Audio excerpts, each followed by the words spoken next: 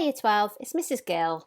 I'm here to teach you our second lesson on civil rights of American women. Our lesson today is looking at how are women influencing social reform. So first, I'd like you to get yourself ready for the lesson. You're going to need your resources for the lesson, which were on Show My Homework. You're going to need a pen. You're also going to need paper to write down your answers and your work. And I'd like you to put away or turn off any distractions. Press pause and get yourself ready. And when you are, press play again.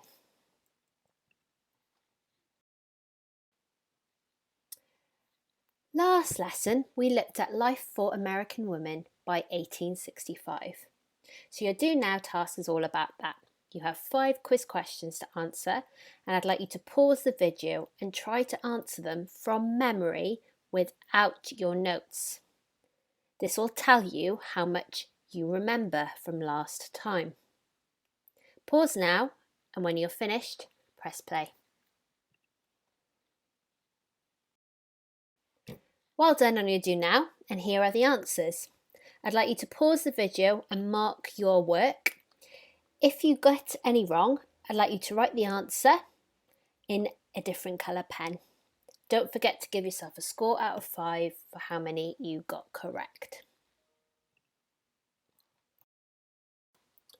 So today's lesson title is How Were Women Influencing Social Reform? And the aims of our lesson today is we're going to try and understand why and how women were involved in social campaigns. I'm going to give you a chance to explain the impact of different social campaigns for the position of women. And then to end the session, we're going to be evaluating the significance of female individuals and groups for social reform. So first of all, let's update our knowledge organisers. So we're going to focus on starting theme number 2, and we're going to be looking at the role women played in social reform. Just social reform this lesson.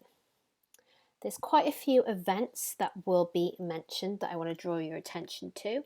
So we're going to look at the first female anti-slavery convention that happened in 1837. We are going to mention an anti-slavery book that was written by a woman that became incredibly famous. We're going to look at an event called the Women's Crusade, which was the first mass movement of US women campaigning for the end of alcohol and its sale. Going to be looking at an organisation that was founded that also argued to end the sale of alcohol. Going to be looking at a particular social reform that many people, or many women I should say, were involved with to try and help those that were in poverty. And also there's another event which explains a slight change that was made to the Women's Christian Temperance Union. There's also quite a lot of vocabulary that we're going to be re-going over and new vocabulary that we'll be learning. So we'll be going over what an abolitionist was and what lobbying involved. We will also be learning about some new words such as prohibition, which was the ban of on the creation, sale and consumption of alcohol. We're going to be looking at settlement houses. So these were places where poor people could find activities to relieve their lives. Temperance, which is the belief that alcohol was a major social evil. And the Women's Christian Temperance Union, which was an organisation that fought to try and ban alcohol. There are also quite a few women who are going to be mentioned in today's lesson. And in fact, what you should do is highlight the first 5 women, because they will all be mentioned in some way or other. So you may want to quickly pause the video, update your knowledge organizer, and then when you're ready, press play.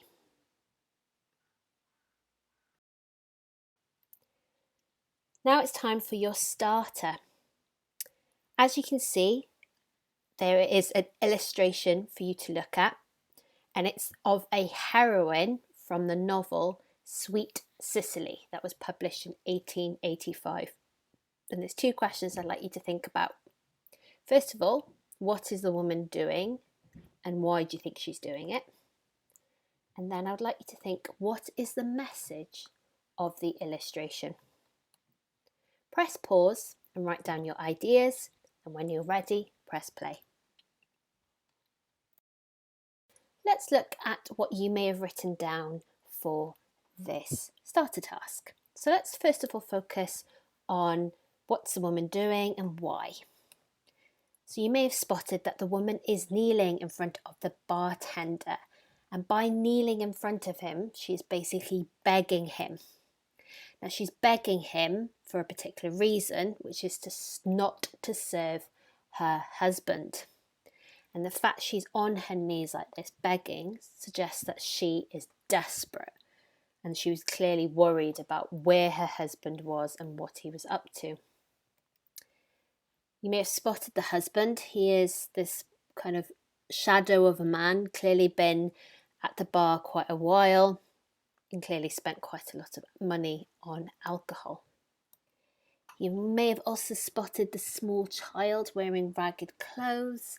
Her appearance suggests that the family has very little money, and again that might explain the desperation of the woman, and that's caused by the man's drinking. So this is to highlight a particular social evil created by consumption of alcohol.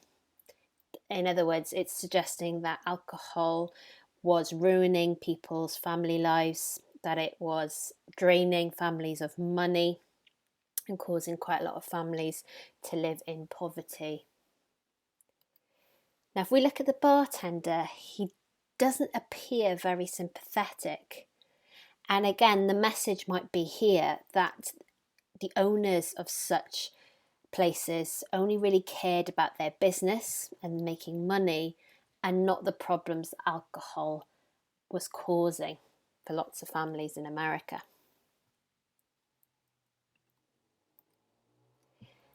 You may want to press pause and write down maybe 1 or 2 of the observations that you missed. Press play when you're ready.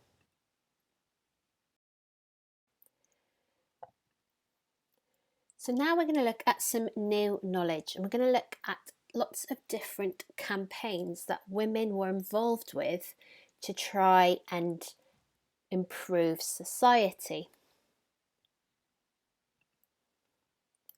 Now, the first one we're going to look at is the campaign to abolish slavery. Now, this is a social campaign, but it was also a political campaign. So this will also be mentioned in next lesson. Lots of middle-class women were involved in the campaign to abolish slavery. And that's because many middle-class women felt the need to assert themselves to condemn the inequality and injustice of the treatment of slaves. And the first female anti-slavery convention took place in 1837 in New York. And I've got a document from that particular convention. There had been previous conventions, but this was the first all-woman convention, suggesting that women felt that they needed to come together to campaign on the behalf of slaves and their freedom. Another key female campaigner for abolition was a woman called Harriet Beecher Stowe. Now, in 1852, she published her hugely popular and influential book that was called Uncle Tom's Cabin. This book highlighted the terrible realities of slavery, and it was incredibly popular and incredibly influential, and it did get even more people to campaign to end slavery. Now, the abolition of slavery campaign was mostly dominated by white middle-class women. However, there were also some African American women who were involved in the campaign to end slavery. And there's two in particular who are mentioned.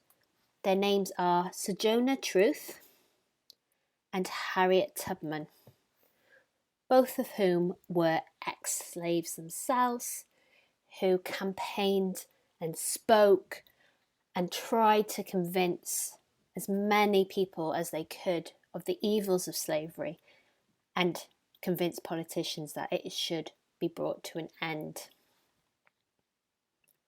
So as we can see, women were really involved in the campaign to end slavery, and they worked very closely with men to try and abolish slavery, which of course happened by the end of the American Civil War in 1865.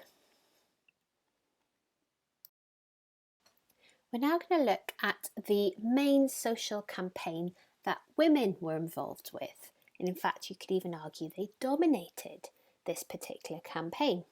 And that was a campaign known as the Temperance movement. Now, this was a movement against alcohol and drunkenness. Temperance is the belief that alcohol was a major social evil and that good family life was only possible if alcohol and its misuse was prohibited. And that was the message that the illustration in our starter was trying to get across. It was trying to show the people who looked at that image that alcohol was ruining that woman's life and her family, and that the bartenders and those that benefited from alcohol did not care. Now, in America, they had these special bars known as saloons, and they had become a lot more widespread and a lot more popular before the Civil War. And so as a result, there was action to try and reduce them. And this was prevalent even before the Civil War broke out. And this action continued after the Civil War ended. And again, women were the ones who were actively involved. And one example is a protest known as the Women's Crusade of 1873.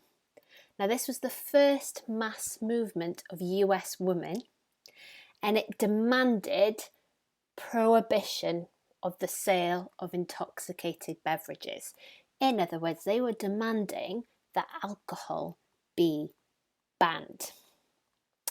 And they would protest quite openly in the street. Sometimes they would gather outside of a saloon, like you can see in the image, and they would talk to the people who were going inside, reminding them of the evils of alcohol. A year later, the first big organisation to campaign for temperance was formed, and it was known as the Women's Christian Temperance Union. It dominated the temperance campaign, and it was led by an incredibly powerful leader called Frances Willard. Now, the WCT YTU campaigned for many years, and their main actions were to take to the streets in protest, to hand out leaflets in saloons, to lobby saloons keepers, and to hold prayer meetings and vigils. So not only was this a kind of seen as a moral campaign, it was also linked to religion.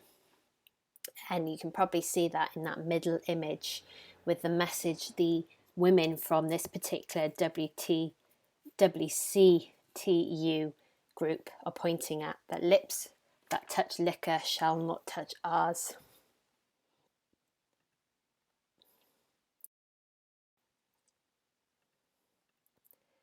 And finally, I'm just going to talk a little bit about charitable work that many women did in cities all across America. And in particular, I'm going to talk about a movement known as the Settlement House movement. Now, a settlement house was often a house that was set up by middle-class women for poorer people, for them to find educational, recreational, and cultural activities that would support them, help them, or just relieve their kind of bleak urban areas and lives. And there's one in particular I want to focus on, and that is a really famous one known as Hull House in Chicago. And there it is. It was established in 1889 by a woman called Jane Addams. And it provided all sorts of facilities, groups, classes to support the working and poorer classes of Chicago.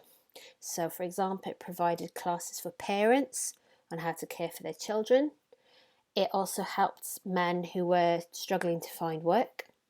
It provided English classes to newly arrived Italian immigrants so that they could learn English quickly and overcome the language barrier. And it even had its own day nursery where young children and babies would be looked after so that their mothers could go to work.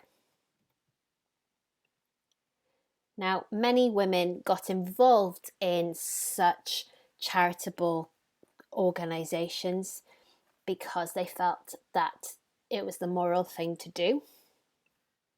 But not only that, it also was a activity that was approved of, especially for married women. So married women, it was seen as something that they could do with their time when they were not looking after their own children. Now, I've given you a brief summary of some of the social campaigns that women were involved with. And it's now time for you to make some really clear notes that will help to build your knowledge further. So, first thing I would like you to do is I'd like you to copy this diagram that is on your screen. You're going to need to leave plenty of space around the diagram because, as you can see, you are going to be adding to it. So you may want to quickly pause now to copy the diagram and press play when you're ready. Once you have the diagram completed, you're going to use the previous slides and the information sheet, which is much more detailed and includes some information that I didn't include in the previous slides. And you're going to use them to add to your diagram. And there's three things in particular I'd like you to add to the diagram, and so I would suggest you do it in three different colours. First of all, I'd like you to include why were women involved in these social campaigns. And you can see I've modelled an example for you. So for abolition of slavery, I've written they wanted to condemn the inequality or injustice in the treatment of slaves. In a different colour, I'd like you to add how were women involved, in particular specific examples of the things women did, maybe even examples of particular women or organisations that took a role in these different social campaigns. And then thirdly, in yet another different colour, I'd like you to add any information you can find or you can think of about what impact did women's involvement in these social campaigns have on the position of women themselves. In other words, what experience did it gain? What attitudes and ideas might it have changed?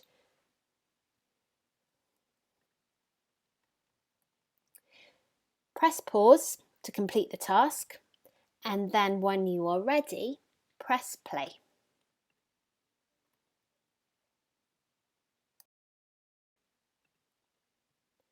Well done on that task.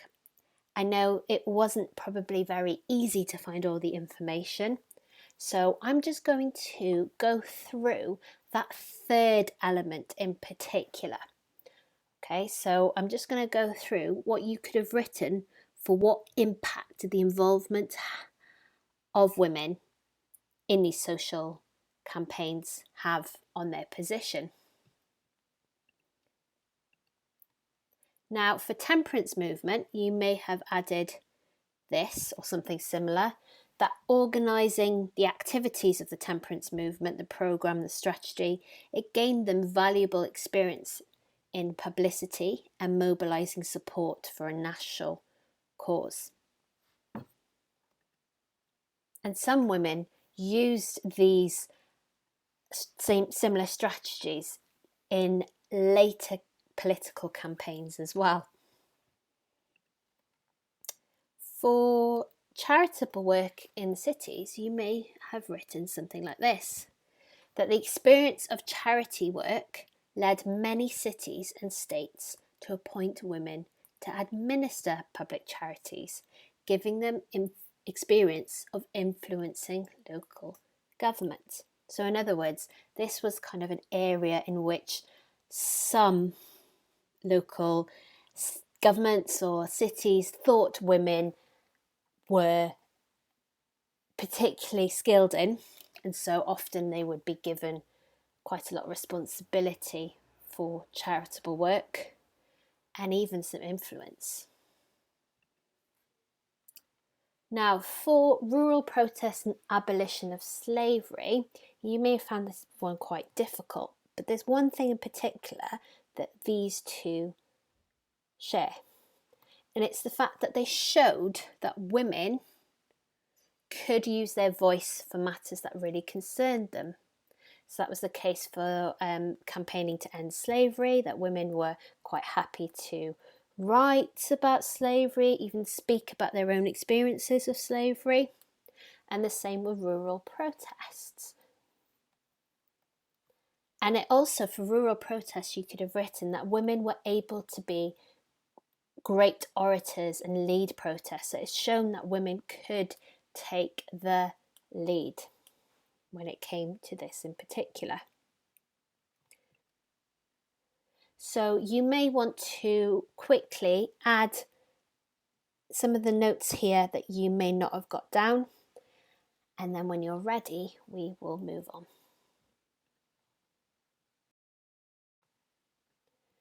Now that you know quite a lot about the different social campaigns, the way women got involved, we are now going to evaluate the significance of certain individuals that were involved in social reform and female groups. Now, we have done some work on significance in our previous unit on African Americans, and as you may remember, it's always useful to have a criteria to help us when we are evaluating and explaining significance. So I'm just going to quickly remind us of what criteria you could use. So it's been tweaked a little bit, but here are some things you could consider when deciding if a person or a group were significant. So you might want to think about how much support they had, how much of an inspiration they were to others. I've tweaked this one a little bit, but you could also consider how much were they supported by men or government. It doesn't have to be federal, it could be local. You could also consider how effective were their tactics or campaign. So in other words, did they manage to change people's minds, convince people that change was needed? You might want to consider the outcomes. Did they achieve their aims? And then finally, this one's quite tricky, but at this stage, but it might be more useful later. We can also think about the long-lasting impact that these people had or groups. So did they inspire or influence others? So the first thing I'm going to ask you to do is this. I'm going to ask you to get a piece of landscape paper, so paper that's kind of on its side. And I would like you to copy this criteria quite small if you can, at the top of the piece of paper, so it's there for you to look at and use during our next task. Please make sure you leave lots of space underneath, because what we're creating, you're going to be using this lesson and you're also going to be using it next lesson. Press pause to do that now and then press play when you're ready.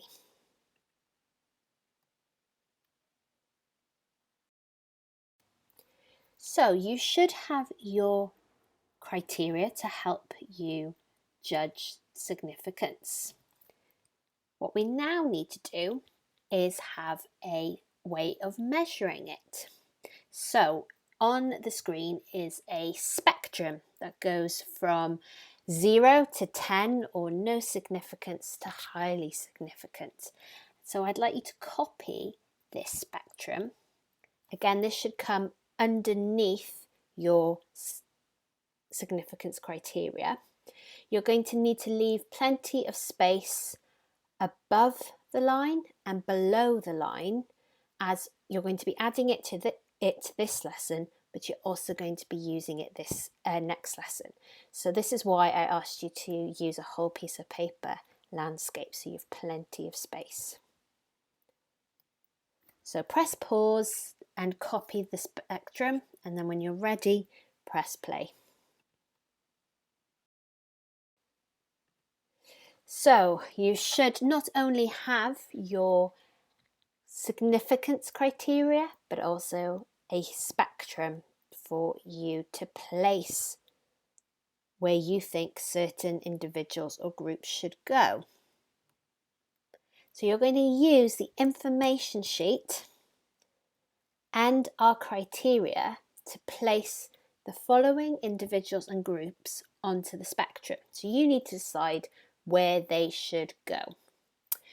Not only that, you need to include a brief justification or explanation for the placement of each individual or group. And again, using your criteria will help you with that.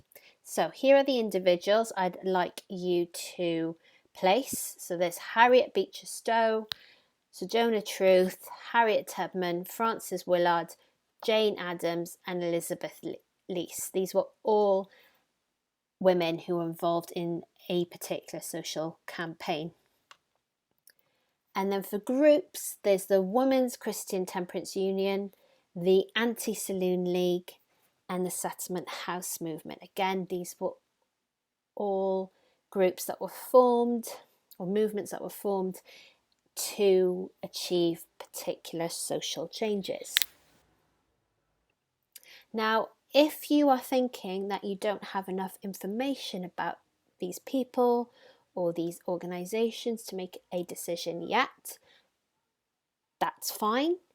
I would recommend that you do some additional research for any particular individuals or organisations that you feel that you aren't informed about enough.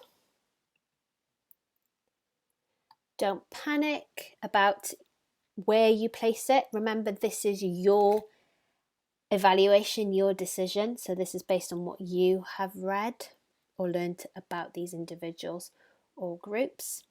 If it would help you, you could always do it in a pencil. So you could always rub it out. But I would suggest that you pick a particular colour to write all of these names onto your spectrum, because as I mentioned, we'll be using this same significant spectrum to look at political reforms next lesson. So it might make it clearer in your notes if all of the social reformers share a colour. So what I'd like you to do is to press pause and complete this task. Take your time, there's no rush, and when you are ready, press play again.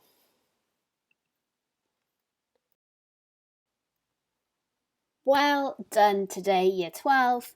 There were some quite tricky tasks today. So I hope that you have enjoyed the lesson. Don't forget to subscribe to our YouTube channel, as more lessons will be coming your way next week. I look forward to teaching you again.